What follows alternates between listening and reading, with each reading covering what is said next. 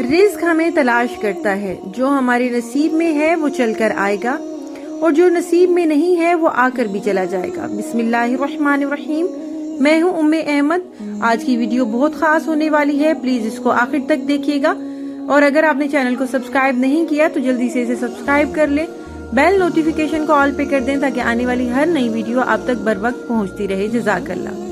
Risk हमें तलाश करता है, जो हमारे नसीब में है वो चल कर आएगा और जो नसीब में नहीं है वो आकर भी चला जाएगा। बहुत गहरी बात है, प्लीज इसे समझने की कोशिश कीजिएगा। अल्लाह के आखिरी नबी मोहम्मद अरबी सल्लल्लाहु अलैहि वसल्लम ने फरमाया, इन्ना रिज़्क़ लयत्लुबुल अब्दा कमा यत्लुबुहु अजलहु। बंदे को रिज्क ऐसी तलाश करता है जैसे बंदे की मौत इसको तलाश करती है। हदीस शरीफ। रिज्क और मौत की तलाश में फर्क कीजिए। रिज्क की तलाश मौत की तलाश से ज्यादा कवी यानी कि मजबूत है, क्योंकि मौत पूरी रोजी खा लेने के बाद आती है, मगर रिस्क हर वक्त आता रहता है। रब्बे करीम फरमाते हैं, अल्लाह ताला है जिसने तुम्हें पैदा किया, फिर तुम्हें रोजी दी, फिर तुम्हें मारेगा, फिर तुम्हें जिलाए यानी कि जिंदा फरमाएगा। एक और रिवायत में है, इंसान अगर मौत की तरह रिस्क से भी भागे, जब भी रिस्क उसे जरूर मिलकर रहेगा। जैसे कि मौत यकीनी तौर पर आकर ही रहती है, मगर इसी तरह ही रिस्क भी आकर रहता है। हदीस शरीफ में है, म्याना रवी इख्तियार कीजिए।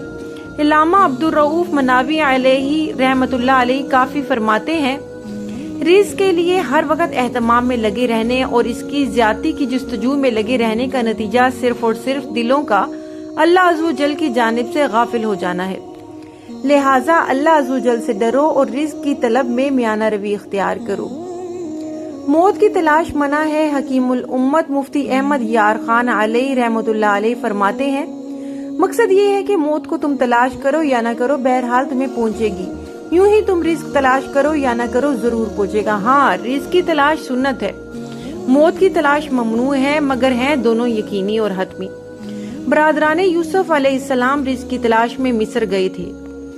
वहाँ यूसुफ अलैहिस्सलाम को इन्होंने पा लिया। रिस्क की कमी और माशी बदहाली की एक वजह अमूमी तौर पर इंसान रिज्क की तलाश में ऐसा मगन रहता है कि मौत और आखिरत की फिक्र से यकसर गाफिल हो जाता है। माल कमाने की धुन भी ऐसी सवार होती है कि हलाल और हराम की तमीज किए बगैर बस माल जमा करने में मशगूल रहता है और अपने खालिक और मालिक और राज़िक यानी रिस्क देने वाले को गोया भूल ही जाता है। शायद यही वजह है कि इतनी मेहनत और कोशिश के बावजूद माशी बदहाली सबके सामने है कि आज तकरीबन हर कोई रिस्क की कमी, महंगाई, बीमारी पूरी नहीं पड़ती का रोना रो रहा है।